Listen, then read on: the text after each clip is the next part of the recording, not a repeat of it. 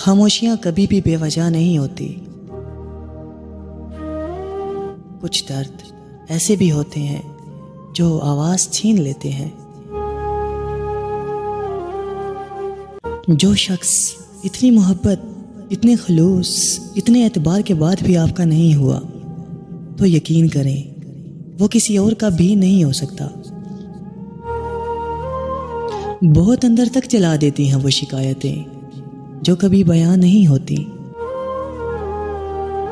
ہم برے تھے، برے ہیں اور برے ہی رہیں گے. فکر تو وہ کریں جو بولتے کچھ ہیں، کرتے کچھ ہیں، دکھاتے کچھ ہیں اور ہوتے کچھ ہیں.